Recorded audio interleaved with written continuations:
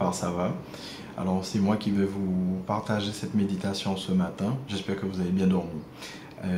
Juste une pensée vraiment pour ces personnes qui font des méditations, que Dieu vous bénisse. Alors pensez à mettre un petit pouce en l'air si vraiment vous êtes béni par ce message, et pensez à le partager aussi. Que tous soient bénis. Alors, juste pour vous dire avant de faire cette méditation, que je méditais sur Deutéronome chapitre 7 et je suis tombé sur ce verset à partir du verset 7 qui parle un peu de la fidélité du Seigneur par rapport à son alliance avec le peuple. Ce n'est point parce que vous surpassez en nombre tous les peuples que l'Éternel s'est attaché à vous et qui vous a choisi, car vous êtes le moindre de tous les peuples, mais parce que l'Éternel vous aime, parce qu'il a voulu tenir le serment qu'il avait fait à vos pères, l'Éternel vous a fait sortir par sa main puissante, vous a délivré de la main de servitude, de la main de Pharaon, roi d'Égypte. Et en fait, en lisant ça et en méditant dessus, le Seigneur m'a interpellé. Vraiment, le Saint-Esprit m'a dit, voilà, parle de l'amour. Quand le Seigneur dit vraiment, mais parce que l'Éternel vous aime, moi, je sais pas, ça m'a fait quelque chose, c'est tout bête, hein. Et du coup, il m'a donné l'Apocalypse, chapitre 2, versets 1 à 5, que je lis. Écrit à l'ange de l'église d'Éphèse, voici ce que dit celui qui tient les 7 étoiles dans sa main droite, celui qui marche au milieu des 7 chandeliers d'or.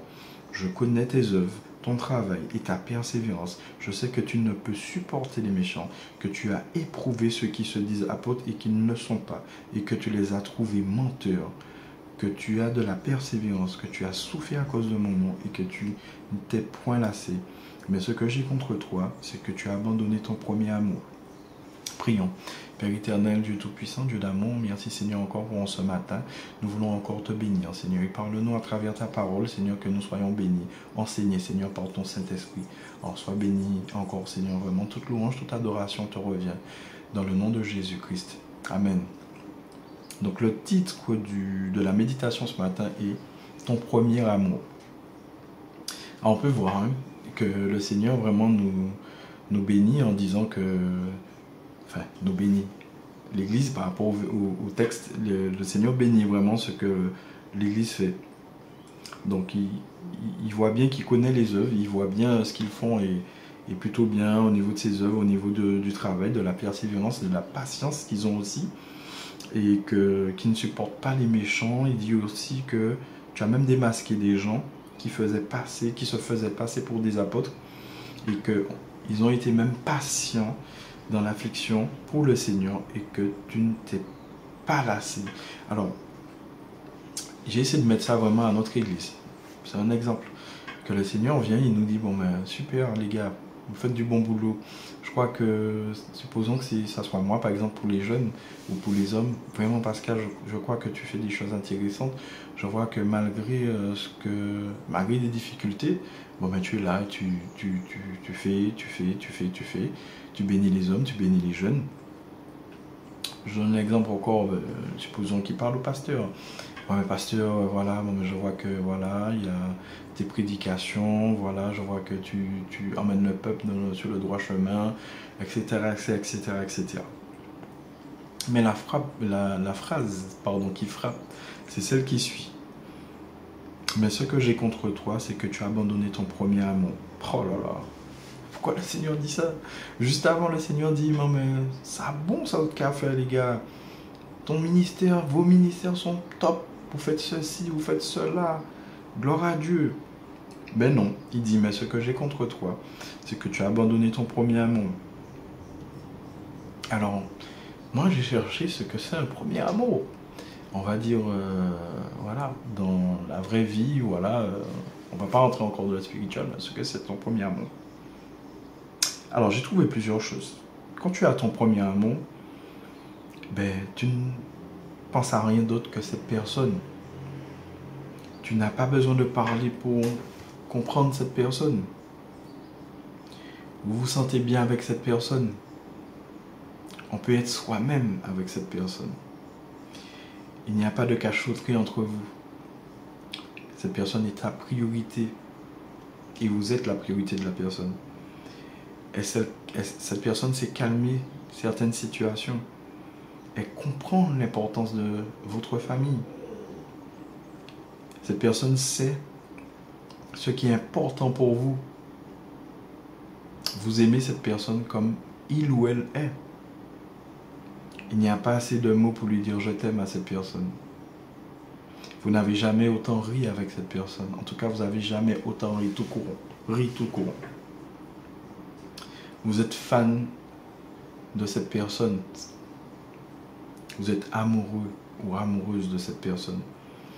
Et personne ne vous connaît mieux que cette personne. Vous êtes la meilleure version de vous-même. Il rend les mauvais jours en jours meilleurs. Vous n'avez jamais ressenti cet amour auparavant. Moi, ça me rappelle les débuts avec mon épouse.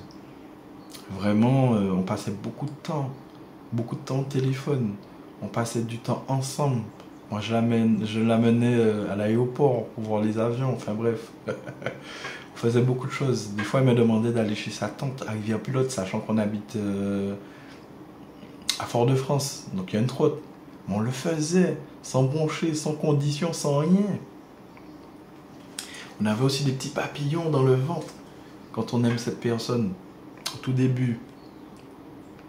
Bref, je pense qu'on a eu plus ou moins ce premier amour, qu'on se retrouve dans cette liste que je vous ai citée. Mais Jésus, il nous dit que on a abandonné ce premier amour. Alors, qu'est-ce qu'il veut nous dire par là? Je crois que, voilà, le nombre de temps qu'on restait dans sa présence, on a abandonné ça. Le nombre de temps qu'on passait dans la prière, on a abandonné ça. On parlait autour de nous, on parlait de lui autour de nous. On a abandonné ces choses. On passait du temps à lui parler, à lui demander des choses. Et j'en passe. Bref, il nous demande vraiment de revenir à lui en fait. Je pense que le Seigneur vraiment veut nous dire vraiment que cet amour-là, cet amour agapé, parce que c'est pas l'amour quand on va au lit avec notre épouse ou notre mari, c'est pas cet amour-là dont il nous parle. Donc cet amour pour Dieu, cet amour qui est sans condition, cet amour fraternel que nous avons. On commence à perdre cet amour fraternel dans nos églises. Cette affection, cette bonne volonté qu'on a, cette bienveillance, cette bienveillance pour rendre service aux autres. Alors pas seulement les frères et sœurs, mais nos voisins, les inconnus. Cet amour pour annoncer l'évangile autour de nous. Où est passé tout ça? Où est passé cet amour agapé?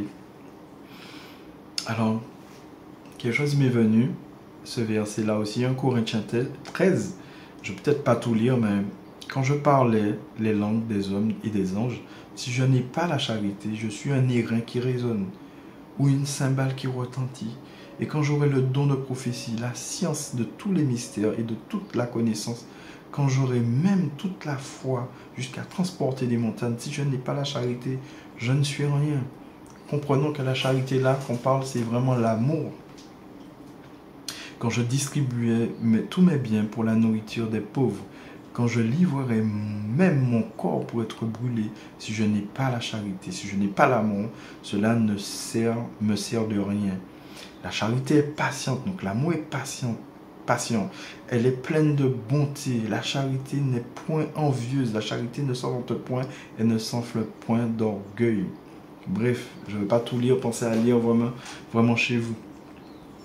Et encore une fois, le Seigneur m'a interpellé encore sur ces commandements-là. Quand le pharisien l'a tenté par rapport à une question, je vais vous lire dans Matthieu 22, 34 à 39. Les pharisiens, ayant appris que Jésus avait réduit au silence les Sadducéens, s'assemblèrent. L'un d'eux, docteur de la loi, lui demanda pour le tenter, « Maître, quel est le plus grand commandement de la loi ?» Jésus lui dit, « Tu aimeras le Seigneur ton Dieu de tout ton cœur, de toute ton âme et de tout ton esprit. » C'est là le plus grand et le premier commandement. Le second lui est semblable. Tu aimeras ton prochain comme toi-même. Je crois qu'on connaît tous ces deux versets. mais est-ce qu'on en prend la dimension? Et je crois que le Seigneur, malgré tout ce qu'on fait de bien, vraiment tout ce qu'on fait même dans l'église, nos ministères, même si le Seigneur, je crois qu'il est catégorique, il a besoin qu'on retrouve ce premier amour. Je crois même que c'est nettement plus important que tout ce qu'on fait. Vraiment. Vraiment, tout ce qu'on fait même dans l'église. Bien aimé, le Seigneur m'a interpellé sur ça, pardon. Donc, soyons attentifs et demandons vraiment au Seigneur de nous aider, de nous venir en aide. Prions. Père éternel, Dieu Tout-Puissant, Dieu d'amour, Dieu trois fois saint, merci Seigneur pour ta requête. Merci Seigneur parce que nous avons encore besoin de toi. Nous laissons des choses, Seigneur, pour autre chose. Seigneur, certes, oui, on fait des choses bien, Seigneur. On fait des choses dans nos églises, Seigneur, c'est parfait, Seigneur. Mais tu nous demandes de ne pas abandonner cet amour agapé, Seigneur. Cet amour que tu nous as donné dès lors on t'a rencontré, Seigneur. Seigneur, nous voulons vraiment te demander pardon ce jour, Seigneur. Et nous voulons te donner toute cette place qui te revient, Seigneur. Vraiment, Seigneur, pardon encore, Seigneur. Alors, sois béni, Père, sois loué, sois exalté, Seigneur. Et sois encore là, Seigneur, vraiment pour nous guider, Seigneur, par ton Saint-Esprit, Seigneur, dans le nom de Jésus-Christ. Amen. Voilà. Ben, je vous bénis dans le nom de Jésus. Et pour ceux qui ne connaissent pas justement cet amour agapé, eh bien, juste après, vous allez voir, il y a une petite prière de repentance qui pourra on va dire, vous guider sur la bonne voie. Je vous bénis dans le nom de Jésus. Bye bye. Si cette méditation t'a touché et que tu souhaites accepter Jésus-Christ dans ta vie, répète cette prière après moi. Dieu, je sais que je suis un pécheur et je te demande pardon. Normalement, la conséquence de mes péchés et de mes mauvaises décisions, c'est la mort. Mais je crois que Jésus-Christ a pris ma place sur la croix. Il est mort et ressuscité pour le pardon de tous mes péchés. Aujourd'hui, j'accepte Jésus comme le Sauveur et Seigneur de ma vie. Merci Jésus de faire de moi un enfant de Dieu. Aujourd'hui, je m'engage à te suivre. Au nom de Jésus, Amen.